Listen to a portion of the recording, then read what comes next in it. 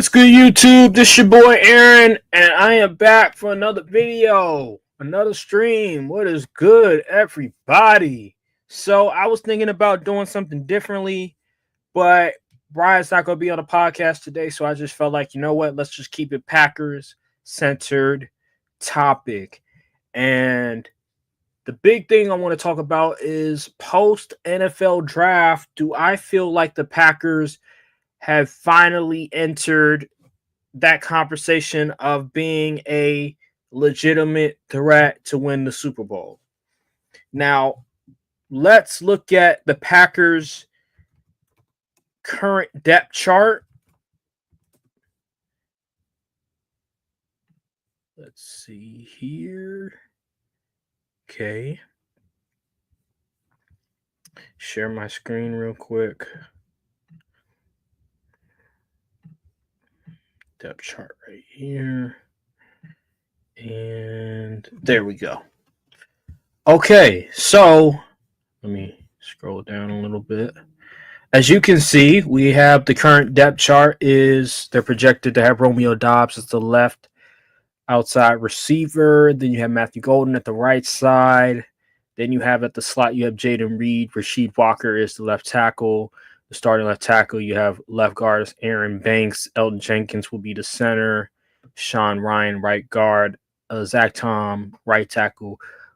Really good offensive line. You have Anthony Belton. He's going to be the backup. I do think Anthony Belton has the potential to maybe be a starting guard. You never know. Sean Ryan's not the greatest. So we have John Williams backing up. And yeah, but I think offensively, it looks really promising. It looks really promising. The offensive line is solidified for the most part. And then you bring in an outside receiver in Matthew Golden. And then Xavion Williams, another guy, a gadget guy. He's going to get some play on the field. He's definitely going to get some play on the field. He's going to be that guy. He can play in the backfield, have him as a running back, have jet sweeps, screens, bubble screens, you name it. He's a Swiss Army knife. So then we have Dontavian Wicks. He's going to be a backup.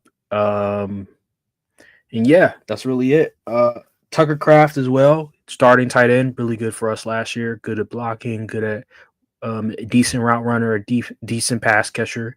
And then obviously Jordan Love, one of the highest paying quarterbacks in the league, and you have a Pro Bowl, all-pro caliber running back in Josh Jacobs. But that's not the story for me.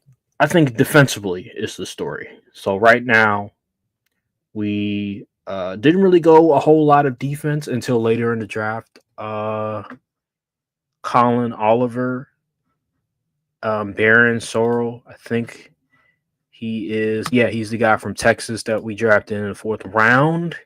Kenny Clark is still our nose tackle. We have Devontae Wyatt as our defensive tackle. Then you have Lucas Van Ness, you have Quay Walker, you have Edgerrin Cooper, Jair Alexander is still on the team. Xavier McKinney, Evan Williams, Keyshawn Nixon, and then Nate Hobbs, who we paid in free agency. So defensively, I'm just not sold on this defense. Jeff Hafley, he did an amazing job with what he could work with to make this a top 10 defense in the NFL. But as we all know, with the pass rushing ability of this team, it just was not apparent last season.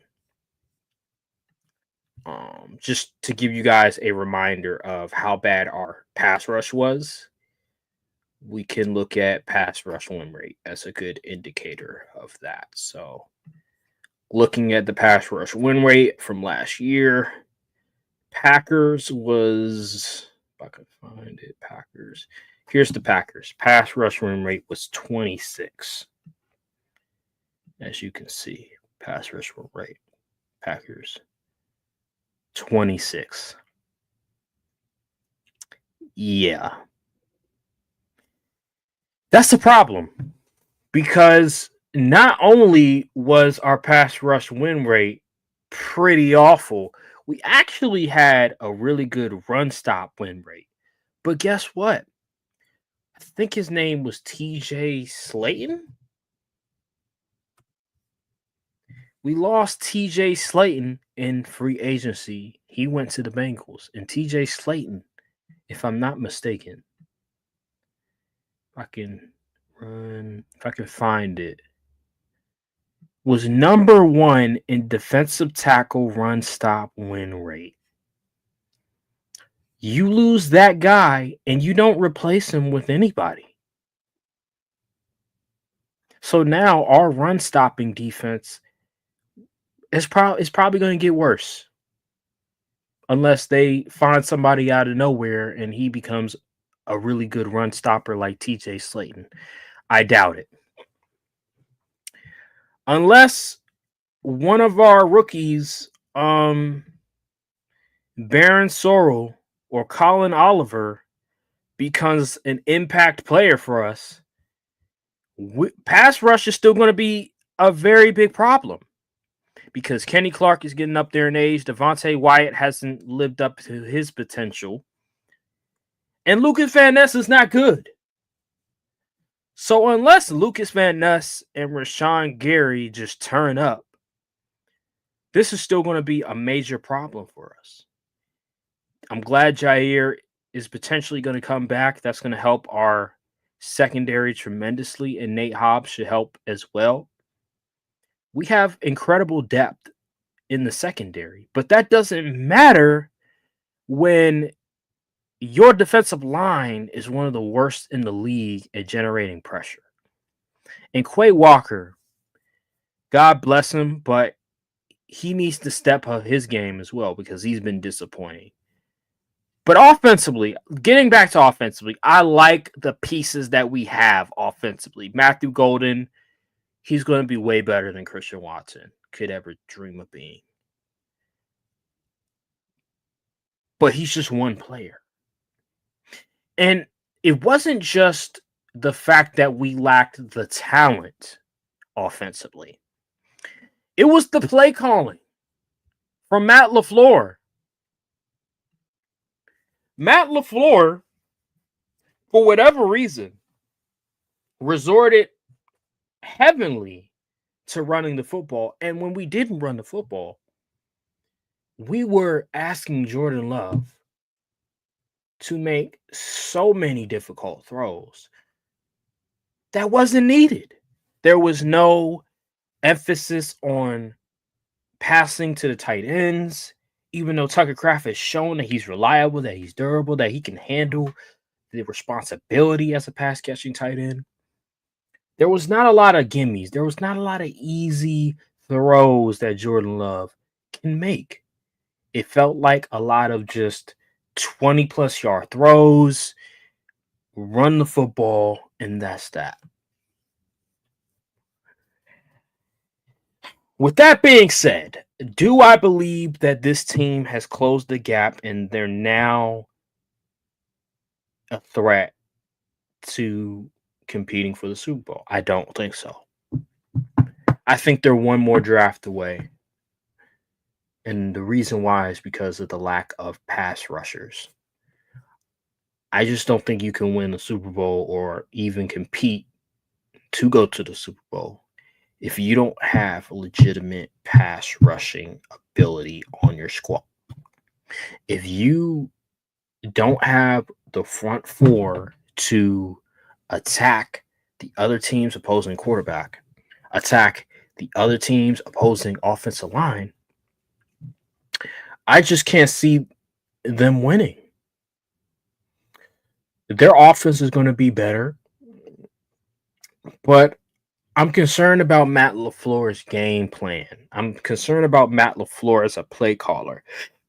Will he adjust some things to make it easier for Jordan Love? Because Jordan Love last year, everything was on his shoulders, and he was dealing with that lower leg injury, hurt his mobility.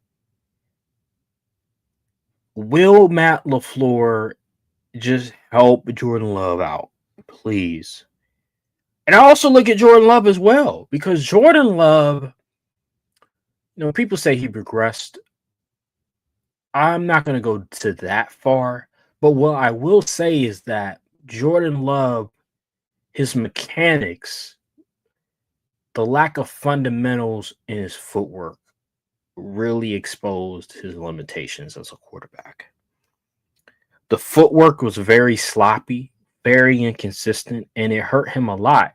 He turned the ball over in certain instances he shouldn't have because the throw wasn't accurate enough because of the footwork. The decision making at certain points in games. He just got lazy. He got complacent. He tried to be too aggressive. This offseason, Jordan Love needs to really work on his footwork because the arm, no denying how talented the arm is. But you're not going to win big in this league if your footwork isn't in order. And so it's really a collective effort when it comes to this team. Matt LaFleur, he needs to adjust. He needs to add more plays that 5-yard, 10-yard routes, plays that are easy for Jordan Love, simple check down plays, simple plays where he can one read and just throw the ball instead of having him go through constantly through his progressions, have to take 4 or 5 drop steps to finally be able to throw the football. We need to figure out quicker, better ways to get Jordan Love to be more efficient. 2-step drops, 1-step drop, 3-step drops. We need to limit the amount of drop steps that he has to do for his throws this offseason. And then the run game, the offensive line, the improvement on the offensive line that's great. So it's a collective effort offensively. It's not just Jordan Love. It's the offensive coaching staff implementing plays to better suit Jordan Love's needs and to make it easier for Jordan Love. I think this coming season, Tucker Kraft should be more emphasized than ever before. He needs to be one of the top 5 tight ends this year because he's that talented. And then Matthew Golden, him being on the squad, he's already the most talented receiver we have. Making sure that he gets implemented, that we have him progress smoothly. And then Jaden Reed being that slot receiver, hopefully his hands get better, but we'll see. He doesn't have to be the number 1 guy anymore. We were not expecting him to be the number 1 receiver. He can be that slot receiver for us. He can be that guy that can do a bunch of different things. Xavier Williams as well. But this team is 1 year away from really being a contender, in my opinion, because the lack of pass rush help. But I like what they're doing. I like the draft that they had. I like the first 3 picks being all offense with the receivers, 2 receivers, and then you had an offensive tackle in the second round. Some people say a little bit of a reach, but he's tall, he's very physical, and he'll add a lot of depth to that position, and he's versatile. So I like the 3 picks. It makes a lot of sense. It puts a lot of pressure on the other receivers, letting them know that you all need to step up your game or we're going to replace you. I like it. I like it a lot. And then Christian Watson, he might come back during the middle of the season. He tore his ACL, which is very, very unfortunate. I wish him nothing but the best. But if he can get back to form, he'll add a lot of value as well. So I like this team a lot. I like the offense a lot. It's just about execution. Are they going to improve? Are they going to make adjustments? Is Jordan Love going to improve his footwork, his mechanics? Is Matt LaFleur going to adjust some of his offensive scheme and add a lot more just plays where Jordan Love doesn't have to spend a whole lot of time reading the defenses? We'll see. But I like the potential of the offense. Defensively, is Jeff Hafley's scheme going to get exposed? Because I remember I forgot who it was that we had that defensive coordinator when Matt LaFleur first came in. I forgot his name, but him, Joe Barry, their first years they're pretty decent, but then the second year they got exposed. Will Jeff Halfley's defense still be good? Will that scheme still be good enough to help us out, or will he get exposed? I don't know, but the personnel, I like the secondary. I don't like the defensive line at all. So we'll see. We will see. But yeah, man, that's all I have to say. Short stream. I was gonna talk a little bit more, but again, I'd rather save everything else with Brian, and we'll go in depth more about maybe the draft and way too early 2026 NFL mock draft. But I hope you guys enjoyed. Thank you all for watching. Make sure to like, subscribe, comment down below, hit the notification bell, follow the socials as well. I'll see you guys in the next episode of Courtside Podcast. Thank you guys for watching, and peace.